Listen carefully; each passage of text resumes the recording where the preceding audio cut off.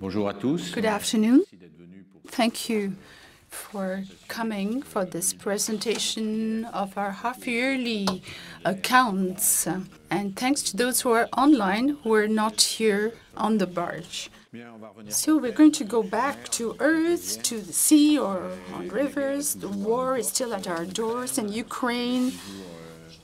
It is still in the Middle East, which is creating this tension and therefore this war economy that was willed by the French President of the Republic. And we are part of it.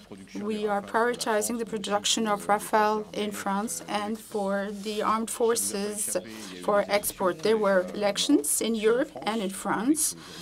And today there is an idea of this government. We don't know what's going to happen. There's a lot of uncertainty, a lot of concern. We're waiting for the coming weeks.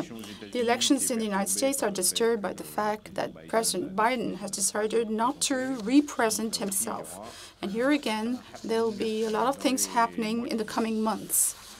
Now let's go back to aeronautics, the highlights, the entry into force. We've said this several times. We said at the beginning of the year, the 18 extra Indonesian Rafales, so 495 Rafales have been ordered altogether, and the delivery of the first 6X after certification in 2023, and the entry into force at the end of 2023. We'll see the first 6Xs soon.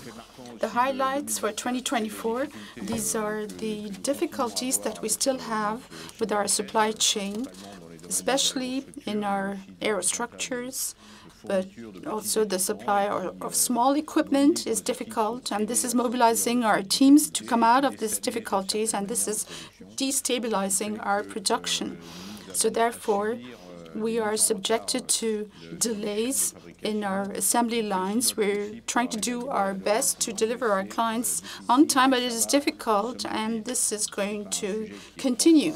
This is not just for Dassault. You've seen the announcements from Airbus and the difficulties of this aeronautical supply chain in all the different areas. And we're here to help our suppliers, the SMEs, discuss the price increases, because there are also financial issues behind all this.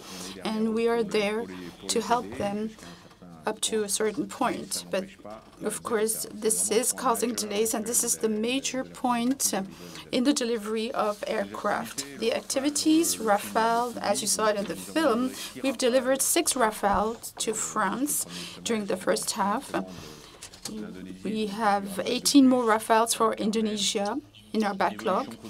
A continuous evolution of the Rafale. We're working on the F4 standard, and we're preparing the Rafale F5. This is an ongoing discussion with the armies and the DGA in order to obtain a first contract for the preparation of this future F5 standard with a combat drone. We are continuing our export prospections, and there are discussions right now in a certain number of countries. Future combat air system here in Saint-Cloud.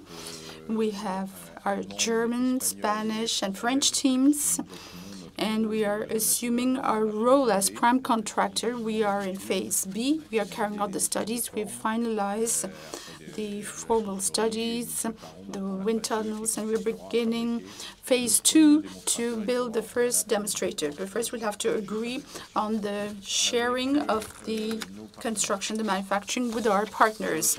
As for the Falcon, 11 orders versus 12 last year. So we have a sluggish market as far as we're concerned.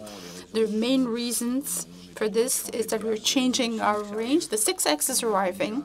It went through a certain number of delays because of the delays in certification.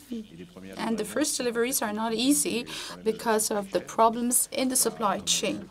And since the backlog is full in terms of 6X, it is delaying things and not promoting orders. Second thing, the 10X are our competitors already have a range, but the 10X is going to arrive. So we have changed our program, considering the difficulties we had with our supply chain, so as to be able to deliver by 2027 for this 10X, therefore. Now, to go back to the 6X, the demonstration flights that were carried out around the world, we see more than 400 flights, 600 flying hours, a very good reliability, which is very good for a new aircraft. We had more difficulties for the last aircraft, which was the 7X. And the clients really appreciate this reliability, the comfort, the silence. It's highly appreciated. And this wide cabin, which makes the comfort really extraordinary with the performances of this new aircraft, which is equipped with very powerful engines compared to the 5X that we had to replace with Pratt & Whitney. Falcon 10X, I talked about this. The schedule that we had changed at the beginning of the year is such that now the deliveries are planned for 2027. The manufacturing of the first aircraft is underway in our plants. And we are continuing and we are strengthening the support of our Falcons around the world. There's a new maintenance center, which is called MRO, which was opened in Malaysia to cover the Southeast Asia sector. We've also changed the maintenance center in Brazil. We are in Catarina, which is a larger, more modern center to welcome our future aircraft. And in the USA, as I had said, we are still manufacturing a new center in Melbourne, in Florida, which will welcome the whole maintenance for the eastern coast of the United States, and a little more because Florida is a place that is very attractive for all our Falcon clients and for their maintenance. And the opening will be in 2025 for the center in Florida. For the other two, it will be done in the first half of 2024. Business aviation, we are still committed to be carbon neutral. You saw it in the film. We've worked with the Paris airports to reduce our CO2 emissions with the SAF during our flights and also on the ground by using electricity. We're trying to work with the Commission to promote SAF with the refuel and new aviation program. We want to have a stronger ambition in the sector, and this will help us improve things with the SAF because there's a volume issue. We're going to use SAF more often. We'll save for the Dassault flights of 900 tons of CO2, which is positive. It will cost us a little more, but we're doing it with pleasure. And we are continuing our procedure with the European Commission because, as you know, we were not accepted in terms of the European taxonomy, unlike the civil aviation. And we are going to have a recourse to say that this isn't very fair because we are committed to reduce our carbon emissions by 2050, just as everybody else in aviation. We have a good performance because we're already using SAFs, and so why aren't we identified in the taxonomy? I'm going to maintain this procedure vis-à-vis the European Commission. HR, strong recruitment effort because of the Rafale production pace, and also many of our employees who are going to retire. So for 2024, it is planned to recruit 2,000 people. More than 1,000 have already been recruited in the first half of this year. And the challenge, of course, is the induction of these young people. So we are reinforcing the support to these young people. Not all of them are very young, but there are newcomers at Dassault with tutorship, mentorship programs. That's part of the DNA of the company, particularly for technical aspect, to make sure that the more experienced and more senior people will train the new employees. And we want to make sure that we have the right level of labor. We also have specific induction days to help them understand Dassault, its commitment in defense, because we are producing jet fighters for the French Air Force. And this is reinforced through this recruitment effort. We've had a pay policy agreement with the French union CFDT, CGC, CFE, and UNSA. So you can read a pay rise, which was significant from my standpoint, where in spite of the slowing down of inflation, we've also increased the lowest salaries by 80 euros gross per month, particularly for this bracket of the lowest salaries, which is far from the minimum wage, which was pretty much discussed nowadays. We also share the value at Dassault, share the profits, and for 2023, the incentives paid will amount to 2.9 months of extra wages for all employees of the parent company. And here again, since there is a cap, it's also more beneficial to the smaller, to the lowest wages. We're still upgrading and modernizing our industrial infrastructure. You will remember from previous sessions that we have built a new facility in Mérignac for the civil aviation, military aviation support with integration benches, some research labs for technical or industrial labs in the warehouses at Mérignac, close to where the aircraft are being assembled. Some aerostructures like T-15 for Falcon 10X and other aircrafts will be in Mérignac. That's the building you see in the middle.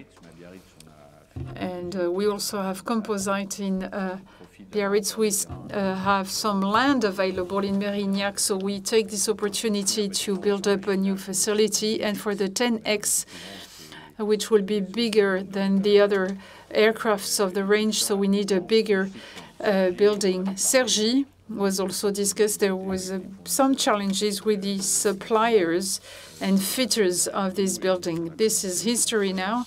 We have started the transfers from Argenteuil to Cergy, and this will be completed by the end of 2024. Make in India. We're still building up partnerships with Indian-based companies. We already had the joint venture.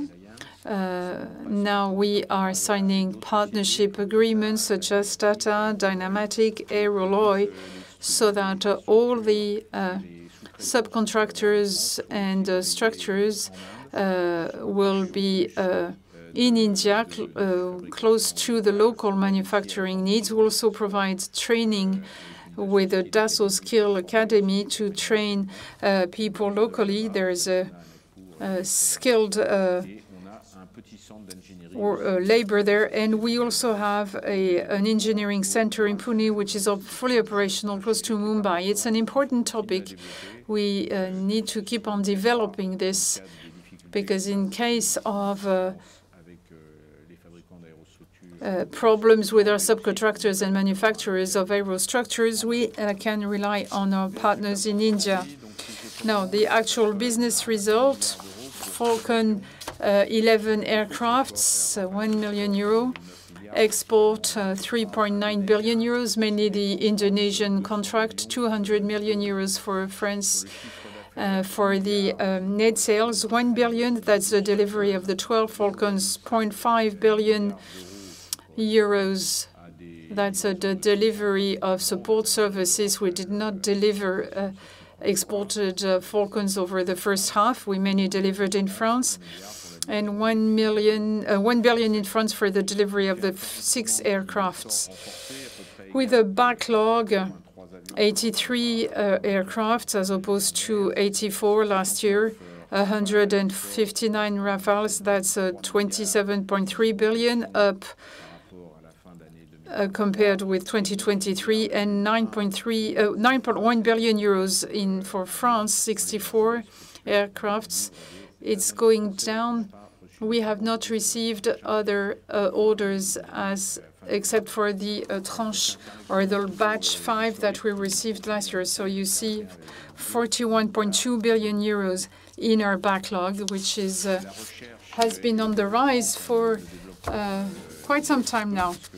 Now, the self-finance R&D, the 6X being now completed, we are focusing on the 10X. Therefore, the decrease that you can see for R&D, 200 million euros versus 247 first half last year. Net sales, 2.533 billion euros, an operating income at 170 million euros, also up compared with last year. The operating margin plus not 1%, standing at 6.7%. A financial income, which is almost equivalent, 106 versus 110. Thales and other equity affiliates, 236 million euros. Thales has also reported its business result yesterday, slightly up compared with the 210 of 2023. And 442 net income, with a net income margin at 17.4%, which is quite stable compared with last year. So the cash is going up because we've received the down payments for the exported Falcons. This is allowing us to have the cash to manufacture these aircrafts. Therefore, the cash has been up, particularly the free cash flow. As you can read in the press release, our guidance remains unchanged. For 2024, we're still confident as to the delivery of 20 Rafales, 35 Falcons, and to achieve a 6 billion revenue approximately. As you know, we have had some share buyback program. The board has met today, this afternoon, before this press conference, and has allowed this new buyback program, and we have to wait till 26. GIMD will be at 66.11%, free float 23.11%, Airbus 10.53%, and equity Dassault Aviation 0.25%. Now the voting rights will be at 79.62%, the free float 14.04%, and Airbus at 6.34%. Well, that's all I had for you, and now I'm ready to entertain your questions. Thank you.